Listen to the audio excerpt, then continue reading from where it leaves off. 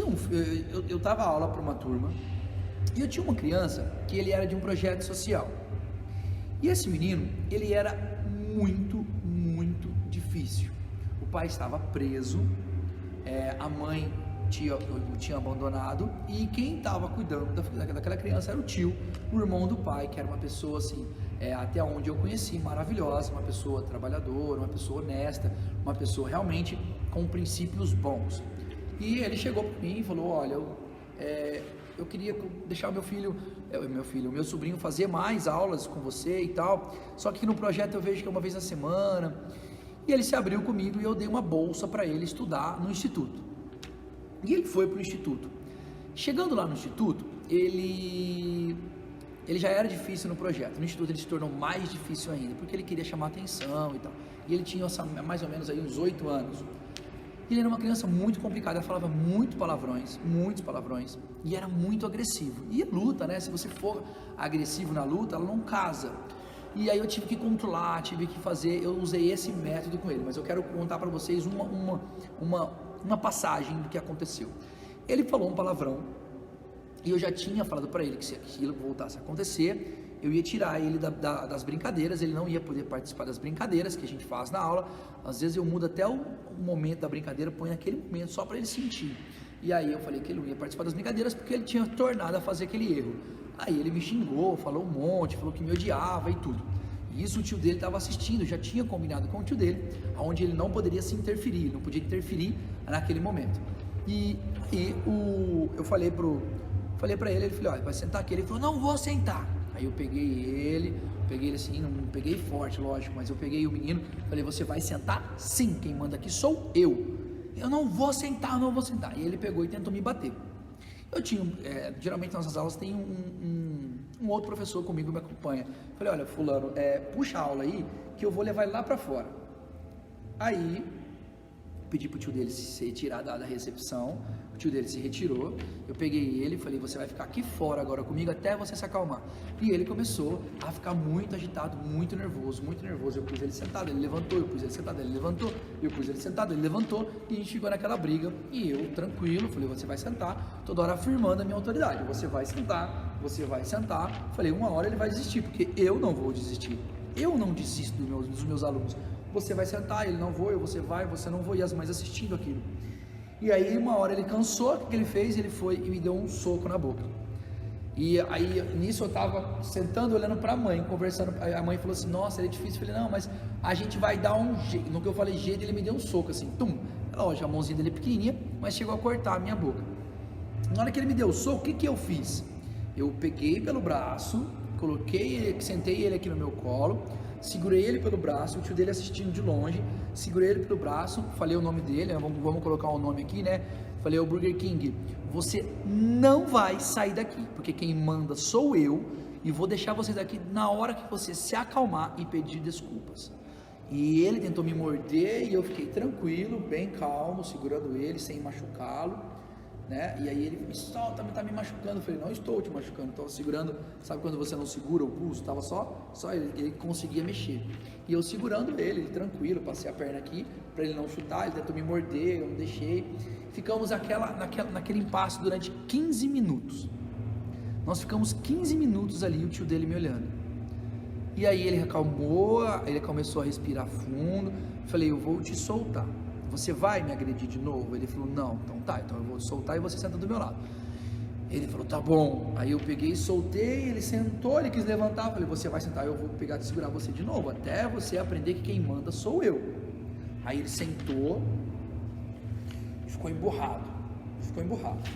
Aí eu fiquei do lado dele, acabou a aula, eu levantei, aí eu falei pro tio dele vir, falei: olha, você pode ir embora agora, Burger King. Ele ficou marado, falou que nunca mais ia voltar, aquela coisa. Eu peguei e chamei o tio, falei: olha, eu quero que você traga ele de volta, porque nós vamos ensinar a ele que precisa existir respeito.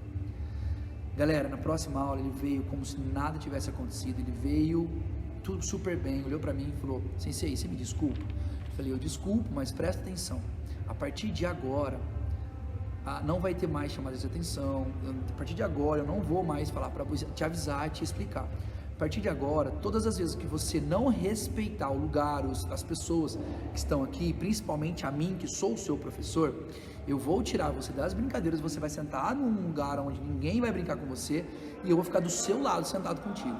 Ele, não, tudo bem. A partir daquele momento, aconteceu 2 vezes. 2 vezes eu tive que levar ele num canto para ele sentar. E as 2 vezes ele foi numa boa, tranquilo, sentou, fez aquela cara de choro, olhou para mim, passou um tempo, você me desculpa, posso voltar? Pode, voltamos. 2 vezes, depois eu nunca mais, e eu descobri, e ele parou de fazer as aulas, porque eles mudaram de lugar, e eu descobri que ele mudou, eu descobri que ele se tornou uma pessoa totalmente diferente, realmente se tornou uma pessoa decente, com princípios, e com todo aquilo que eu sempre sonhei. Então, existe a possibilidade de a gente conseguir ter esse sucesso, existe, mas a gente precisa entender o método. Existe uma forma, né? O problema é quando ele já vem com atitudes de rebeldia, atitudes de malcriação, o que acontece? O problema é mais embaixo, porque você deixou que acontecesse esse padrão, criou-se um padrão de comportamento, nós vamos ter que trocar esse padrão de comportamento. Toda criança, chega um momento que ela quer desafiar, ela te testa, desde quando era nenenzinha, ela começa a te testar, ela vê até onde ela pode ir, o que eu tenho que fazer? O que eu tenho que falar para o meu filho? Antes de falar para o seu filho, eu tenho que falar alguma coisa para você. E não é tão legal o que eu vou falar. Sabe o que eu vou falar? Chegou até esse momento, sabe de quem que é a culpa? É sua. A culpa é sua. Ai, Gabriel, mas ele está aprendendo a lidar com sentimentos. Mas a culpa é sua. De não colocar limites. Você não colocou limites. Você não mostrou para ele que aquele comportamento não era o desejado, não era um comportamento próprio, um comportamento aceitável dentro de uma educação. Então, às vezes, a gente se exime da culpa, acha que sempre é um problema psicológico, um problema da fase, vai passar, que não vai passar, vai piorar se você não corrigir. Então, esse é uma das coisas que eu tenho para você. E ser amigo do filho, nesse momento, não vai ajudar. Ser amiguinho do filho, aí filho, vem cá, senta aqui com a mamãe, com o papai, o que está acontecendo? Desculpa falar, mas não vai ajudar. É perda de tempo. Porque já criou-se um padrão, ele não vai mudar aquele padrão, a não ser que você faça ele mudar esse padrão. E não é com beijinhos, não é com surras, não, é com estratégia, é com planejamento, que é o que eu estou trazendo para você. Lá na minha casa, por exemplo, a minha filha mais velha, ela sabe que uma das principais leis de casa, dentro da minha casa, é o respeito máximo pelos pais dela, principalmente pela mãe dela, que fica mais tempo com ela, que tem mais contato, que tem mais parcela ali de educação, porque fica mais tempo com ela. Então o respeito tem que ser absoluto. Respeitar o pai não é deixar de amar o pai, é respeitar, entender que o pai é sagrado, e essa é uma lei lá em casa. Então minha filha sabe que vai me deixar bravo, eu vou ficar bravo com ela, o negócio vai desandar se ela desrespeitar a mãe dela. Vamos começar a falar sobre a técnica em si. Existe uma técnica dentro das lutas, não estou falando para você bater nos seus filhos não, usar nenhum golpe, mas existe uma técnica dentro da luta de imobilização que se chama mata-leão. Eu acho que alguém deve ter ouvido falar. O que é o mata-leão?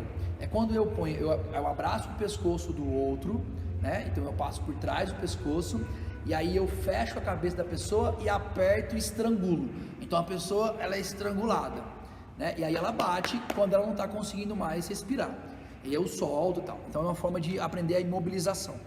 E todas as vezes quando a gente vai fazer essa imobilização, acontece o seguinte: o pessoal novato, o pessoal novo, o que eles fazem? Na hora que eles vão imobilizar, eles pegam e apertam de uma vez. E aí quando ele pega isso e faz com o outro que é graduado, já tem uma experiência, não funciona, o outro não bate.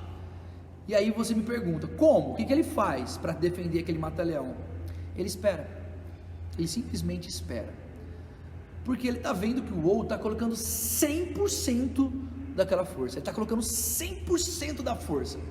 Quando eu coloco 100% da minha força, eu não consigo manter esse 100% ao longo do tempo.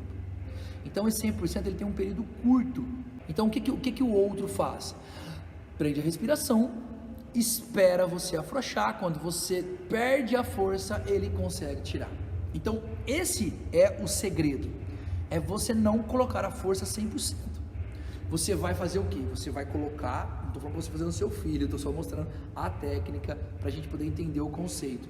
Então você vai pegar, você vai ficar tenso, né, para não dar brecha, e aí você começa a aplicar a força, começa a aplicar a força, começa a aplicar, começa, quando você chegar no 70%, ele já não consegue mais segurar a respiração. E aí você começa, vai para os 80, vai para os 90, 95, 96, 97, 98, 100%. Aí ele bate.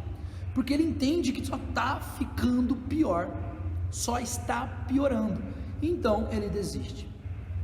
Esse é o conceito. Então quando você está lá, com o teu filho está lá, e ele te responde, e você já chega com 100%, ele sabe que aquilo não vai durar. Eu te dou castigo de 1 mês, você vai ficar 1 mês no seu quarto. Não vai ficar 1 mês no seu quarto, não vai ficar. Eu vou te bater, nossa, ele sabe que você vai lá e dá 2 tapinhas nele. Então a gente precisa entender, nós precisamos aprender a colocar a força gradativamente. Esse é o primeiro passo para entender o conceito, para acabar com as respostas mal criadas dos nossos filhos.